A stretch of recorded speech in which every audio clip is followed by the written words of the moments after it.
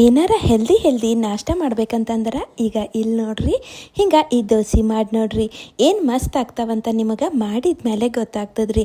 ಈ ಕುರುಮ್ ದೋಸೆ ಮಾಡ್ಲಕ್ಕ ಒಂದು ಬಟ್ಟಲು ಸಜ್ಜಿ ಹಿಟ್ಟು ತೊಗೊಂಡಿನ್ರಿ. ಬೇಕಾದ್ರೆ ಜೋಳದ ಹಿಟ್ಟನ್ನು ತೊಗೋಬೋದ್ರಿ. ಇದ್ರಾಗ ಗಿರ್ದ ಅಂದ್ರೇನ್ರಿ ಕಾಲು ಬಟ್ಟಲು ಸಣ್ಣ ರವೆ ಹಾಕಿನ್ರಿ.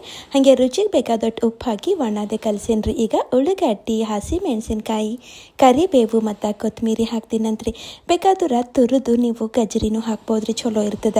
ಸದ್ಯಕ್ಕೆ 2 ಬಟ್ಟಲು ನೀರು ಹಾಕ್ಬಿಡ್ತೀನಂತ್ರಿ. ಬೇಕಾದ್ರೆ ಮುಂದೆ ಹಾಕ್ತೀನಂತ ಮತ್ತು ಕಲಿಸ್ತೀನಂತ್ರಿ.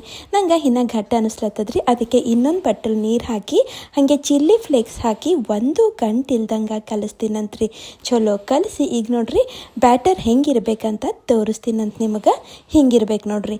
ಕಬ್ಬಿಣ ಹಂಚಿನ ಮೇಲೆ ಮಾಡ್ಲಕ್ಕೆ ಹೋದ್ರಿ ದೋಸೆ ಏಳಿಲ್ಲ. ಅದಕ್ಕೆ ಮತ್ತು ಈ ನಾನ್ ಸ್ಟಿಕ್ ಹಂಚಿನಾಗ ಏನು ಮಾಡ್ತೀನಿ ರೀ, ಸ್ವಲ್ಪ ಎಣ್ಣೆ ಒರೆಸಿ ದೋಸೆ ಹಾಕ್ತೀನಂತ್ರಿ. ಮ್ಯಾಲಿಂದು ಒಂದಿಟ್ಟು ಎಣ್ಣೆ ಹಾಕ್ಬಿಡ್ತೀನಿ ರೀ. ಚಂದ ಬಣ್ಣ ಬರತನ ಕುರ್ಕುರಾಗತನ ಒಂದೇ ಮಗ್ಗುಲ ಬೇಯಿಸ್ತೀನಂತ್ರಿ. ನೋಡ್ರಿ ಈಗ ತೋರಿಸ್ತೀನಂತ ಏನು ಮಸ್ತ್ ಬಣ್ಣ ಬಂದದಂತ ನೋಡ್ರಿ. ಆಯ್ತು ರೀ, ನಮ್ಮದು ಸಜ್ಜಿ ಹಿಟ್ಟಿಂದು ಪೇಪರ್ ದೋಸೆ ರೆಡಿ ನೋಡ್ರಿ. ಹಾಗಾದ್ರೆ ಈ ರೆಸಿಪಿ ನಿಮಗೆ ಇಷ್ಟ ಆಗಿತ್ತಂದ್ರೆ ವಿಡಿಯೋಗೆ ಲೈಕ್, ಶೇರ್ ಮತ್ತು ಕಾಮೆಂಟ್ ಮಾಡಿರಿ. ಹಾಗೆ ಸಬ್ಸ್ಕ್ರೈಬ್ನೂ ಮಾಡ್ಕೊರಿ ಮತ್ತು